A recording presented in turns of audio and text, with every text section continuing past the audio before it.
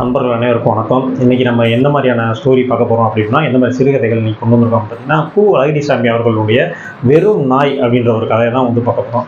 வெறும் நாய்ன்ற டைட்டிலே வந்து ரொம்ப சுவாரஸ்யமாக வச்சுருப்பார். வெறும் நாய்னு வச்சுட்டு ஒரு சின்ன எப்படி சொல்கிறது, ஒரு மேல்தட்டில் இருக்க ஒரு மக்களுக்கும் ஒரு கீழ்நிலையில் இருக்கிற மக்களுக்கும் இரண்டு நாய்களுக்கும் இடையான அந்த ஒரு கான்வர்சேஷனை வச்சு ஒரு மிகப்பெரிய ஒரு இம்பாக்டை வந்து கொடுத்துருப்பார் கு. அழகிரிசாமி. ரொம்பவுமே இன்ட்ரெஸ்டிங்கான ஸ்டோரியாக இருக்கும். ரொம்பவுமே ஃபன்னியாகவும் போகும். ஃபன்னியாக போனாலுமே இன்றைய காலத்துக்கான அந்த எப்படி சொல்றது, இன்றைய காலத்துல நடக்கக்கூடிய அந்த நடைமுறை வாழ்க்கை இருக்குல்ல, அந்த நடைமுறை வாழ்க்கையை அப்படியே பிரதிபலிக்கிற மாதிரி எழுதியிருப்பாரு அழகிரிசாமி அவர்கள். ஸோ ஓகே, இந்த கதையை இப்போ ஸ்டார்ட் பண்றேன். நீங்க பாருங்க, நீங்க ஃபுல்லா கேட்டு முடிக்கும் போது உங்களுக்கு ஒரு சாட்டிஸ்ஃபைடான ஒரு ஸ்டோரி கேட்டுட்டோம் இன்னைக்கு அப்படின்ற மாதிரியான ஒரு மனநிலை உங்களுக்கு கிடைக்கும்.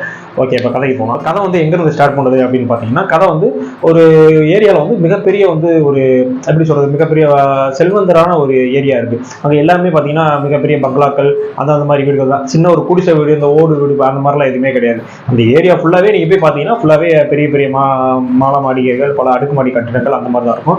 ஸோ அந்த கட்டிடத்தில் அந்த இடத்துல பார்த்தீங்கன்னா ஒரு டாக்டர் ஒரு ஆள் வசிச்சு வர்றாரு.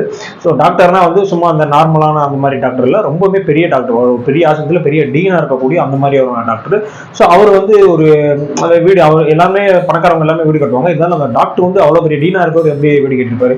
கீழே அந்த அவர் ஹாஸ்பிட்டலுக்கு ஏற்ற மாதிரி ஒரு டிஸ்பென்சரி வச்சு, மேல் லெவலில் ஒரு மெடிக்கல் ஷாப் மாதிரி வச்சு, அதுக்கு மேலே வீடு இருக்க மாதிரி அந்த மாதிரி அடுக்கடுக்காக வீடு கட்டி அந்த ஏரியாலே மிகப்பெரிய வீடு. யார் வீடு அப்படின்னு கேட்டீங்கன்னா அந்த டாக்டர் வீடு தான். அந்த டாக்டரை நீங்கள் சொன்னீங்க அப்படின்னா யாருக்குமே தெரியாத ஆளே அந்த ஏரியாவில் இருக்க மாட்டாங்க. அந்த அளவுக்கு அந்த டாக்டர் பிரபலம். அந்த டாக்டர் என்ன பண்ணிட்டு இருப்பாருன்னு கேட்டீங்கன்னா, யாருக்குமே வைத்தியம் பார்த்தாலும் ஒரு கம்மியான ஃபீஸ் எழுதுவோம், 50 ரூபா எழுதுவோம், 100 ரூபா, அந்த மாதிரிலாம் கிடையாது. எவ்வளோ எழுதுனாலும் சரி, எவ்வளோ பெரிய உடம்பு சரியில்லை, சின்ன எதாக இருந்தாலும் சரி, பில்லை போட்டு தீட்டி எடுத்துருவாப்புல. கிட்டத்தட்ட அதனாலேயே அவர் அவ்வளோ பெரிய வீடுலாம் சம்பாதிச்சு அவ்வளோ பெரிய பணக்காரரை அந்த ஏரியாவில் வாழ்ந்துட்டு இருக்காரு. இது மட்டும் இல்லாமல் யாருக்காவது பென்ஷன் வேணும் அப்படின்ற மாதிரி இருந்துச்சுன்னா அவங்களுக்கு உடனே இவங்க உடம்பு சரியில்லை அப்படின்னு எழுதி சைன் பண்ணி கொடுத்து க்ளோஸ் பண்ணி அவங்கள ரிட்டையர் ஆக வைக்கிறது.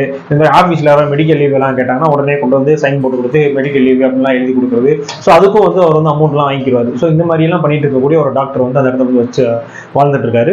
ஸோ அப்போ பார்த்தீங்கன்னா அந்த ஏரியாலேயே இந்த டாக்டருக்கு நெருங்கினவங்களாம் நிறைய பேர் இருப்பாங்கல்ல. ஸோ ஏன்னா இவர் நிறைய பேர் சப்போர்ட் பண்ணுறாரு, லீவுக்கு சப்போர்ட் பண்ணுறாரு, பென்ஷன் சப்போர்ட் பண்ணுறாரு, வியாதி எதுவும் உடனே பார்த்துடுறாங்க. ஸோ அந்த மாதிரி உள்ள நிலைமையில இந்த டாக்டருக்கு ஃப்ரெண்ட்ஸ் ஒரு 4-5 பேர் இருக்காங்க. ஸோ அவங்கள ஒரு ஆள் இவருக்கு ஒரு நாய்க்குட்டி பரிசா கொடுத்துட்டு போறாரு. அந்த நாய்க்குட்டியோட ரேட்டு அப்போ உள்ளது பார்த்தீங்கன்னா எப்படி ஒரு 1000 ரூபா 1500 ரூபா ரேஞ்சுக்கு இருக்கும். ஸோ இந்த கதை எழுதப்பட்ட அந்த கதை நடக்கிற காலகட்டம்லாம் பார்த்தீங்கன்னா ஒரு 30 வருஷத்துக்கு பின்னாடி. ஸோ அப்போ 1000 ரூபா அந்த நாய்க்குட்டி அப்படின்றது இப்போ உள்ள காலகட்டத்துக்கு பார்த்தீங்கன்னா அந்த நாய்க்குட்டிய விலை 1 லட்ச ரூபா இருக்கும். ஸோ அந்த ரேட்டுக்கான ஒரு நாய்க்குட்டி ஒன்று கொடுத்துட்டு போகிறாங்க. ஸோ அந்த நாய்க்குட்டி நல்லா புசுன்னு அந்த பணக்கார வீட்டுகள்லாம் வெளியில் வச்சிருப்பாங்க, பப்பி மாதிரி வச்சுட்டு அந்த மாதிரியான ஒரு தோற்றத்தில் அந்த நாய் இருக்கு. ஸோ அந்த நாய் அந்த டாக்டருக்குமே ரொம்பவுமே பிடிச்சி போகுது. எப்பயுமே காலையில் ஆனாலும் சரி, சாயந்தரம் ஆனாலும் சரி, அதை கூப்பிட்டு ஃபர்ஸ்ட் ஒரு வாக்கிங் மாதிரி ஏரியாவில் போயிடுவார். கையில் ஒரு ஸ்டிக் மாதிரி வச்சுக்கிட்டு அந்த நாயையும் பிடிச்சிக்கிட்டு நான் பெரிய ஆளு, நான் பணக்காரன் அப்படி அந்த தோரணையை ஒரு தடவை அந்த நாயை வச்சு காட்டிட்டு வருவார் ஏரியால. அந்த மாதிரியான ஒரு ஆளு தான் அவரு. ஸோ இவருக்கு அப்படியே எதிர்த்த மாதிரி பார்த்தீங்கன்னா ஒரு சின்ன தென்னந்தோப்பு இருக்கு. அந்த தென்னந்தோப்புல ஒரு சின்ன குடிசைன்னு கூட சொல்ல முடியாது, ஒரு 4 பக்கம் ஒரு கம்பெல்லாம் வச்சு மேலே துணியெல்லாம் போட்டு ஒரு குடிசை மாதிரி போட்டு அது மாதிரி ஒரு வீட்டில் வாழ்ந்துட்டு இருக்கான். அவன் பேர் பார்த்தீங்கன்னா முனுசாமி. அந்த தோப்புக்கு அவன் தான் காவக்காரன். அந்த முனுசாமிக்கு ஒய்ஃப் இருக்காங்க. அந்த ஒய்ஃபு முனுசாமி, அது இல்லாமல் ஒரு நாய் ஒன்று இருக்கு.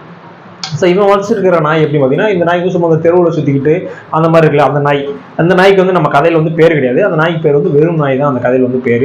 ஆனால் அந்த டாக்டர் வச்சிருக்கிற அந்த பொசுன்னு இருக்க அந்த பணக்கார நாய்க்குட்டி இருக்குல்ல, அதுக்கு பேர் டாமி.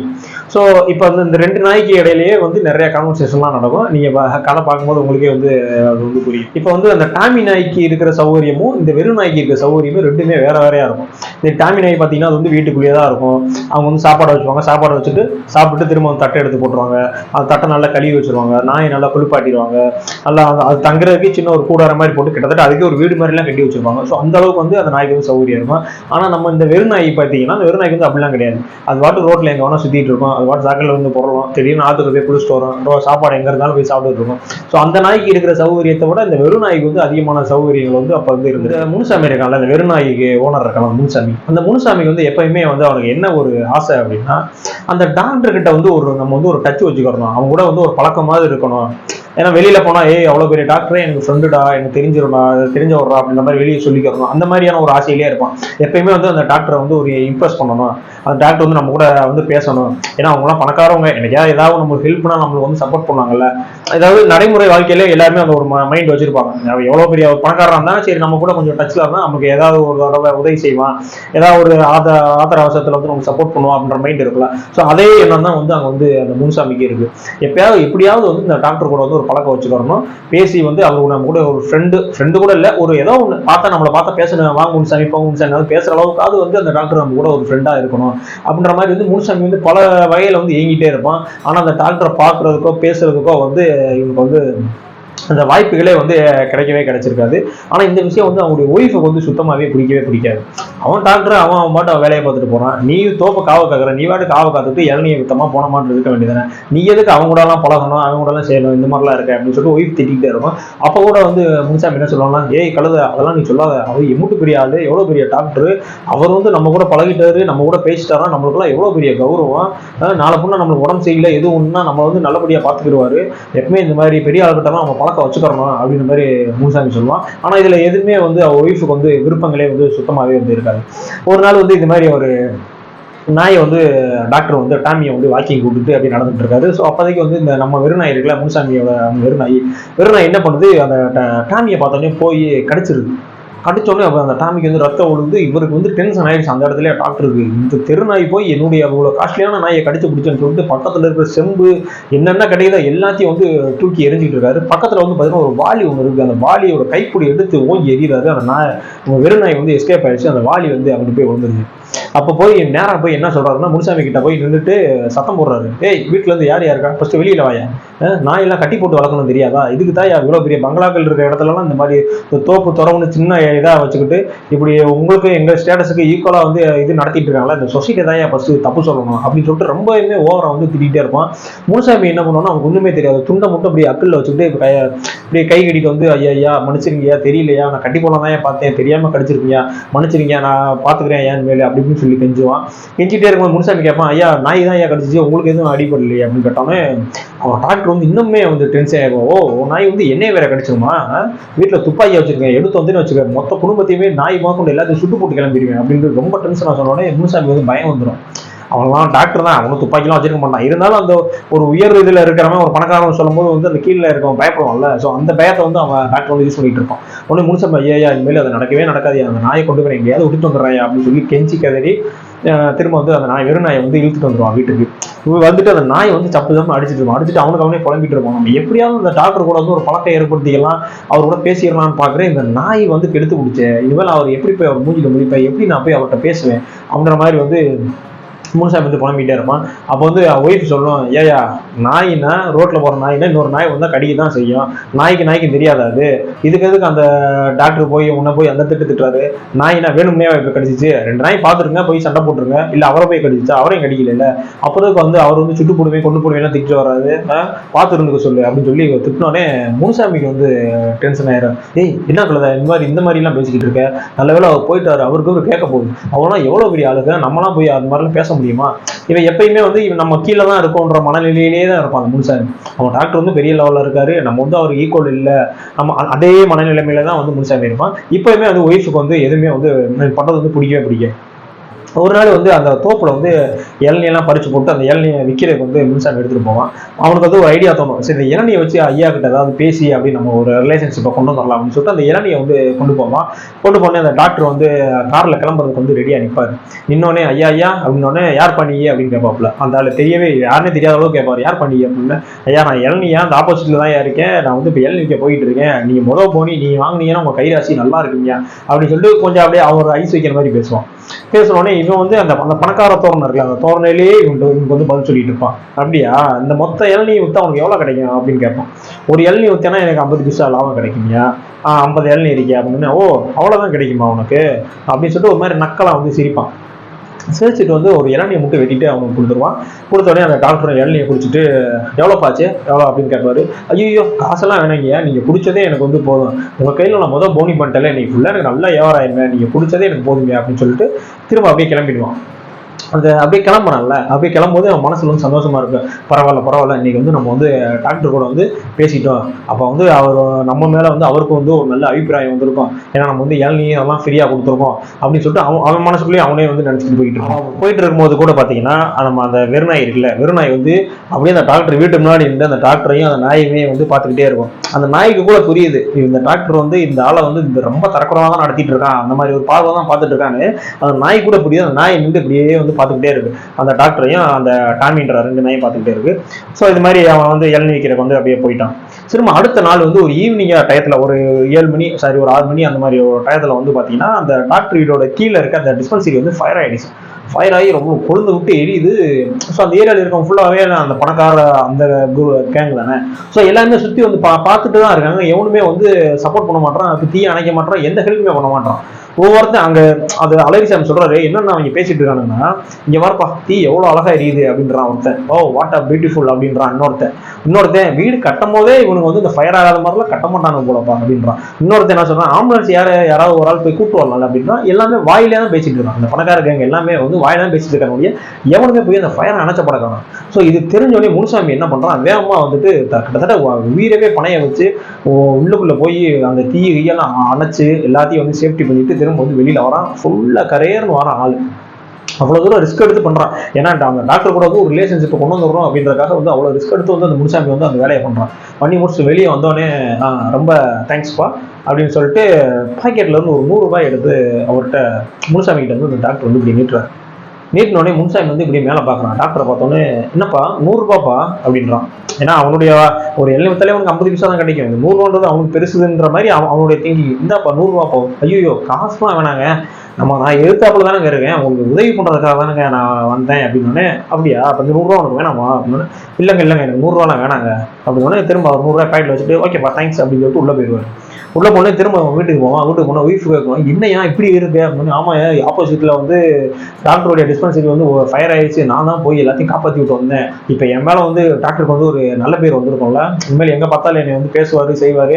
உனக்கு ஏதாவது உடம்புக்கு எதனா ஒண்ணுன்னா சொல்லு, நீ போய் முனுசாமின்னு சொல்லு, அவருக்கு தெரியும் நான் தான் வீட்டு ஃபயர்லாம் வந்து அணைச்சு விட்டுருக்கேன், சொன்னா உனக்கு எதுனாலும் ஃப்ரீயாவே பார்த்து கொடுப்பாரு அப்படின்னு சொல்லி ரொம்பவுமே வந்து ஒரு பில்டப்பா வந்து பண்ணிட்டு இருக்கேன். அதே மாதிரி 2 நாள் கழிச்சு பாத்தீங்கன்னா அந்த இளநீர் இறக்கும் போது வெட்டும் போதும் ஒரு சில்லு வந்து முனுசாமி ஒய்ஃபோட கண்ணில் வந்து பட்டு கண் வந்து ரெட்டிஸ் ஆயிடுச்சு. ரெட்டிஸ் ஆனோடனே அதை சொல்றா, இந்த மாதிரி வாங்க போய் கிராமத்துல உள்ள போயிட்டு அந்த வைத்தியச்சியை கூப்பிட்டு ஏதாவது வைத்தியம் பண்ணிடுவான், கண்ணு ரொம்ப வலிச்சுக்கிட்டே இருக்கு அப்படின்றா.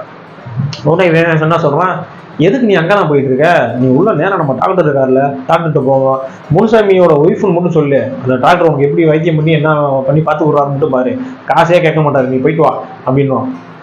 ஆனா அவளுக்கு தெரியும், நீ என்னதான் பண்ணாலும் அவன் அந்த பணக்காரனா தான் இருப்பான், உன்னால போய் அவனை டச் பண்ண முடியாது, அவன்கிட்ட நீ பேச முடியாது, அவங்க கூட நீ ஒரு ரிலேஷன்ஷிப் வைக்கவே முடியாதுன்ற விஷயம் இவளுக்கு தெரியும். இதனால அவனுக்கு முனுசாமிக்கு மண்டையில ஏறல. ஸோ உடனே இவன் என்ன செய்வான், சரி வா போங்கன்னு சொல்லிட்டு 2 பேருமே வந்து கூட்டிட்டு வந்து போயிட்டு இருப்பாங்க. பின்னாடியே வந்து அந்த வெறுநாயும் வந்துகிட்டே தான் இருக்கும். நீ என்னென்ன நடக்குதோ எல்லாத்தையுமே வந்து அந்த வெறுநாய் வந்து வாட்ச் பண்ணிக்கிட்டே தான் இருக்கும். அது கிட்டத்தட்ட ஒரு மனுஷன் மாதிரி தான் அதுக்கு என்னதான் ஜெய் இருந்தாலும் தன்னுடைய ஓனரை வந்து அவங்க அந்த டாக்டர் வந்து தரக்குறவா நடத்துறான், திட்டுறான், செய்யறான், இந்த மாதிரி விஷயங்கள்லாம் வந்து அந்த வெறுநாய் வந்து நோட் பண்ணிக்கிட்டே தான் இருக்கும். ஸோ இவன் போயிட்டு உள்ள போனோடனே அந்த முன்னாடி செக்யூரிட்டி இருப்பான்ல, சார் நான் வந்து முனுசாமி வந்துருக்கேன், என் ஒய்ஃபுக்கு வந்து கண்ணு அடிபட்டு இருக்கு, டாக்டர்கிட்ட காட்டணும், என்னை உள்ள விடுங்க அப்படிமா. டோக்கன் வாங்கினேன் ஃபர்ஸ்ட், டோக்கன் வாங்கி போய் வரிசை இல்லையா அப்படிமா. இல்லைங்க நான் வந்து முனுசாமி, நீ போய் சொல்லுங்க, நான் வந்து அவங்க வீட்டினுடைய ஃபயர் ஆகும்போது நான் தான் வந்து அணைச்சேன், நான் முனுசாமி வந்திருக்கேன் மட்டும் சொல்லுங்க, அவர் டாக்டரே என்னை வந்து விட்டுருவாரு அப்படின்னோடனே செக்யூரிட்டி போய், சார் அந்த முனுசாமி வந்திருக்காங்க அப்படின்னோடனே, முனுசாமியா எந்த முனுசாமி, அதெல்லாம் எந்த முனுசாமி தெரியாது, வரிசையில் வைக்க சொல்லு அப்படின்ட்டாப்புல. உடனே இவங்களும் போய் வரிசையில் போய் நின்றுட்டாங்க. அவன் வந்ததே 3ஆவது தான், ஆனால் அவன் 7ஆவதால வந்து அவனை உள்ள அனுப்புறாங்க. உள்ள அனுப்புனோடனே ஒய்ஃபுக்கு வந்து ட்ரீட்மெண்ட்லாம் பார்த்துட்டு இருக்காரு. பார்த்துட்டு, ஐயா நான் வந்து முனுசாமியோட ஒய்ஃபியா அப்படின்னோடனே, முனுசாமியோட ஒய்ஃபா, இந்த முனுசாமி ஒய்ஃபு, ஐயா அவங்க வந்து ஃபயர் ஆச்சுனோடனே எங்கள் வீட்டுக்காரெல்லாம் வந்து ஃபயர்லாம் அணைச்சார்ல, அதனால தான் ஐயா அவங்க ஒய்ஃப் அப்படின்னோட. அப்படியா சரி வேணா பில்லு போடும்போது வேணா கம்மி பண்ண சொல்கிறேன் அப்படின்ற மாதிரி ஒரு வாத்தியம் மட்டும் சொல்லிட்டு அனுப்பிச்சிட்டான். வெளியில் வந்து பில்லு போட சொன்னால் 70 ரூபா போட்டிருப்பாங்க பில்லு. அப்போ தான் அவளுக்கு தோணும், அவன் கொடுத்த அந்த 100 ரூபாயே பேசாமல் மூடிட்டு வாங்கியிருக்கலாம்ல அப்படின்ற மாதிரிலாம் கொண்டாடிக்கும் தோணும். இந்த வைத்தியச்சிட்ட போயிருந்தா வெறும் 10 ரூபா 15 ரூபா இந்த கண்ணவே சரி பண்ணி விட்டுருப்பான். இவன் தெரிஞ்சவன், இவனை கூட்டு போனால் கரெக்டாக இருக்கும் அப்படின்னு சொல்லி கூட்டு வந்துட்டு 70 ரூபா பில்லை போட்டு தீட்டி விட்டானே அப்படின்னு சொல்லிட்டு மவுத்தெரிச்சலில் வந்து வீட்டுக்கு வந்துடுவா. வீட்டுக்கு வந்து முனுசாமி முடிஞ்சு திட்டிட்டு இருப்பான். உடனே முனுசாமி சொல்லுவான். அப்போ கூட முனுசாமி வந்து விட்டு கொடுக்க மாட்டான். அப்போ வந்து முனுசாமி என்ன சொல்லுவா, நீ வந்து எந்த முனுசாமின்னு நீ கரெக்டாக சொல்லாமல் இருந்திருப்ப. நீ வந்து அந்த ஃபயர் அணைக்கும் போது உங்களை வந்து எல்லாத்தையும் காப்பாற்றி சேஃப்டி பண்ணால அந்த முனுசாமின்னு அவருக்கு தெரிஞ்சிருக்காது. நீ அந்த முனுசாமி கூட சொல்லியிருந்தேன்னு வச்சுக்கோமே, உனக்கு வந்து ஃப்ரீயாகவே வந்து வைத்தியம் பார்த்துட்டு இருப்பாரு அப்படின்னு சொன்னா அவன் இன்னுமே வந்து டென்ஷன் ஆயிடுவான். இதுக்கு மேலே வேண்டாம், என்னடா பேசுறது, மனுஷனே கிடையாதுன்னு சொல்லிட்டு என்னடா பேசுறது வெறுப்பாயிருவா. திரும்ப அடுத்த நாள் பார்த்தீங்கன்னா அதே டாக்டர் வந்து பார்த்தீங்கன்னா அந்த நாயை டாமியை பிடிச்சிக்கிட்டு வாக்கிங் மாதிரி போய்கிட்டே இருப்பாரு. திரும்ப நம்ம வெறுநாய் இருக்குல்ல, வெறுநாயை வந்து பார்க்கணும். அது வெறுநாய் எல்லாமே நோட் பண்ணி வச்சிருக்கு. இந்த மாதிரி தன்னுடைய ஓனரம்மாவை அவங்க வந்து காசை போட்டு அசிங்கப்படுத்தினது, முன்னாடி வந்து கடிச்சதுக்கு திட்டுனது, அந்த இளநீ வாங்கும்போது காசை போட்டு அசிங்க எல்லாமே அது வெறுநாய்க்கு மைண்டில் வந்து கரெக்டாக ஷோராக இருக்கும். அது ஒரு வாக்கிங் கூட்டு வருவார்ல, வாங்கி கூட்டு வந்தோடனே கரெக்டாக பாஞ்சு போய் அந்த டாமியை பிடிச்சி கடிச்சு வச்சிடும். கண்டிச்சதுன்னா டாமிக்கு ஃபுல்லாக ரத்தமாக ஓடும். இவர் வந்து டாக்டர் வந்து அதை வெறுநாய் போட்டு கல்லை விட்டு எரிய அப்படின்னு பார்ப்பாரு. உடனே இந்த வெறுநாய் பாஞ்சு போய் அவரோட தொடையில கடிச்சு கிட்டத்தட்ட ஒரு கிலோ கறியாவது அங்கேருந்து எடுத்து வந்துடும். அப்படியே கதறினவர் தான். ஆக்சுவலாக நம்ம வெறுநாய்க்குடைய டார்கெட் யாருன்னா அந்த டாமி கிடையாது, அந்த டாக்டர் நாய் தான் அதுக்கு டார்கெட்டு. ஸோ அது போய் அவரை போய் கடிச்சிடும். கடிச்சு ரத்தமாக ஓடிக்கிட்டு இருக்கும். இப்போ அவரை ஆஸ்பத்திரிக்கு தூக்கி போயிட்டு இருப்பாங்க. ஸோ இந்த விஷயம் வந்து வேகமாக வந்து எல்லாத்துக்குமே தெரிய ஆரம்பிச்சிடும். முனுசாமி ஒய்ஃபுக்கு எல்லாத்துக்குமே வந்து தெரிய ஆரம்பிச்சிடும். முனுசாமி வந்து போட்டு அடிக்க ஆரம்பிச்சிருவான். ஐயோ இந்த டாக்டரை போய் இப்படி கடிச்சு வச்சுட்டியே, நான் பழக்கத்தை ஏற்படுத்தலாம் க்ளோஸ் ஆகலாம் நினைச்சேனே, நீ இதுக்கு வரைக்கும் நடக்கவே நடக்காது, விளங்கவே அப்படின்னு ஒரு திட்ட ஆரம்பிச்சிடும். ஆனால் அப்போதைக்கு வந்து ஒய்ஃப் வந்து ஒரு வேலை பண்ணுவான். வீட்டில் இருந்த காசெல்லாம் எடுத்துகிட்டு போயிட்டு கடைக்கு போயிட்டு கறி வாங்கிட்டு வந்து கறி குழம்பு இதெல்லாம் சமைச்சுக்கிட்டு இருப்போம். உடனே இவன் முனுசாமி என்ன நினைப்பான்னா, ஓகே இந்த கறி போடலன்னா தான் நாய் வந்து மனுஷன் கறியை போய் சாப்பிடுவோம், அதனால தான் போய் நம்ம கறி போடாதனால தான் போய் டாக்டர் போய் கடிச்சிருச்சோம், அதனால தான் போய் கறி வாங்கிட்டு வராளோ அப்படின்ற மாதிரி அவன் திங்க் பண்ணிட்டு இருப்பான். ஆனால் ஒய்ஃப் என்ன பண்ணுவான், நல்லா கறியெல்லாம் சமைச்சு சோறு வச்சு நல்லா கறியும் சோறு ஒன்றா பிசைஞ்சு இந்த தட்டில் கொட்டிட்டு, நீ நல்லா சாப்பிடுனாயே, உனக்கு எவ்வளோ தோணுதோ நீ நல்லா சாப்பிடுனாயே. சில மனுஷ நாய்களுக்கு தான் அறிவு இல்லை, யார் கூட சேரணும் யார் கூட சேரக்கூடாது, யார் கூட பேசக்கூடாதுன்னு அறிவு இல்லை. ஆனால் உனக்கு கரெக்டாக தெரிஞ்சிருக்கல, நீ சாப்பிடு நாயின்னு சொல்லிட்டு தடவி கொடுத்துக்கிட்டே வந்து அந்த கறி சாப்பாடை வந்து ஊட்டிக்கிட்டே இருப்பாங்க. அன்றைய பொழுது வந்து அப்படியே முடிஞ்சிடும். ஸோ நைட்டு தூங்கிட்டு இருந்த முனுசாமி திடீர்னு வந்து எந்திரிச்சு அந்த கிட்டக்க போயிட்டு அந்த நாயை வந்து வருடி அப்படியே பார்த்துக்கிட்டு சிந்திச்சுட்டே இருக்கிறதோட அந்த கதை வந்து அப்படியே வந்து க்ளோஸ் ஆயிடும். ஸோ அவங்க என்ன சொல்ல வராங்கன்னா, நீ எல்லாம் மனுஷனா இருந்தாலும் அந்த நாய்க்கு தெரியுது இவன் யாருன்ற நாய்க்கு தெரியுது. ஆனால் வந்து இன்னும் உனக்கு தெரியலையே, அவன் வந்து உனக்கு சேர்க்க, அவன் வந்து ஒரு உயர்ந்த இடத்துல இருக்கான்ற பட்சத்தில் நீ என்னதான் அவன்கிட்ட போய் நீ இது பண்ணாலுமே வந்து நீ அவனை வந்து நெருங்க முடியாது. ஏன்னா அவன் வந்து உன வந்து ஒரு நாய் மாதிரி தான் வந்து அவனை ட்ரீட் பண்றான். ஆனா இந்த நாய்க்கு வந்து அவன் எவ்வளவு பெரிய ஆளா இருந்தாலும் சரி, தன்னுடைய ஓனர் மட்டும்தான் அதுக்கு வந்து பெரியாது. ஸோ தான் ஓனருக்கு ஒண்ணு அப்படின்ற பட்சத்துல வந்து அதை போய் அதை கடிச்சிச்சு இல்லை. ஸோ அதை நினைச்சு வந்து ரொம்பவே இதுவரைக்கும் அடிச்சுட்டு இருந்த அந்த முனுசாமி வந்து ரொம்பவே சந்தோஷமாகி குறிப்பாகி அந்த நாயை வந்து மெல்ல வந்து அப்படியே தடவி கொடுத்துட்டு இருப்பான். ஸோ இந்த கதை படிக்கும் போது என்ன நான் வரும்னா, நன்றியுள்ள அனைத்துமே மனிதன் தானடா, நன்றி கெட்ட மனிதனை விட நாய் மேலடா அப்படின்னு ஒரு பாட்டு வரி வரும்ல. ஸோ அந்த பாட்டு வரி தான் இப்போ வந்து நான் கதை சொல்லும் போது. ஸோ இந்த கதையின் மூலமாக அவங்க சொல்ல வந்த விஷயங்கள் வந்து அவ்வளோதான். எவ்வளோ பெரிய நீ உயரத்தில் இருந்தாலும் சரி, எவ்வளோ பெரிய கீழ்நிலையில் இருந்தாலும் சரி, அந்த நாயின்ற அவர் வளர்த்த அந்த நாயின்றதுக்காக அந்த நாய் வந்து எவ்வளோ வந்து விசுவாசமாக இருக்கு, தான் ஓனருக்கு வந்து எவ்வளோ விசுவாசமாக, அவன் வந்து பணக்காரன் ஏழை அந்த எதுவுமே வந்து நாய்க்கு தெரியாது.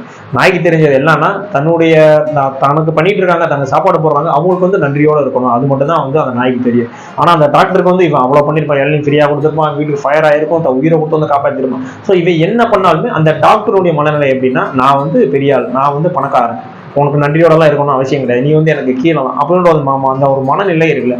ஸோ அந்த இதை எடுத்து காட்டக்கூடிய ஒரு கதையாக தான் வந்து இந்த கதையை வந்து நான் பார்க்குறேன். பூ அழகிரிசாமியினுடைய வெறும் நாய் அப்படின்ற கதைக்கான இந்த மொத்த ஸ்டோரி வந்து இதுதான். இன்னமும் பூவலரசாமியுடைய கதைகள் வந்து நிறையா இருக்குது. நம்ம சேனல்லே வந்து சுயரூபம்னு சொல்லிட்டுலாம் அவர் வந்து கதை போட்டோம். ஸோ அந்த கதையை நீங்கள் கேட்கலன்னா அந்த கதை உண்மையிலே கேளுங்க. ஒரு பசிக்கும் ஒரு மானத்துக்கு இடையிலான ஒரு போராட்டம் வந்து எவ்வளோ இருக்குது அப்படின்ற விஷயத்த வந்து அந்த கதையில் வந்து இப்போ நல்லாவே வந்து அவர் வந்து சொல்லியிருப்பார். நீங்கள் அதை பார்க்கல அப்படின்னா அதனுடைய லிங்க் வந்து நான் கார்ட்ஸ்லையும் டிஸ்கிரிப்ஷன்லையும் கொடுக்குறேன். நீங்கள் வந்து கண்டிப்பாக அந்த வீடியோ செக் பண்ணுங்கள். ஓகே, அந்த வீடியோ பிடிச்சிருந்துச்சுன்னா கண்டிப்பாக சப்ஸ்கிரைப் பண்ணுங்கள். உங்கள் ஃப்ரெண்ட்ஸ் எல்லாம் ஷேர் பண்ணுங்கள். உங்கள் ஃப்ரெண்ட்ஸுடைய குரூப்ஸ் அந்த மாதிரி இருந்தால் அந்த குரூப்பில் அனுப்புனீங்கன்னா அவங்களும் பார்த்துட்டு வந்து சப்ஸ்கிரைப் பண்ணுவாங்க. ஓகே, அடுத்த வீடியோவில் வந்து நம்ம சந்திப்போம். நன்றி.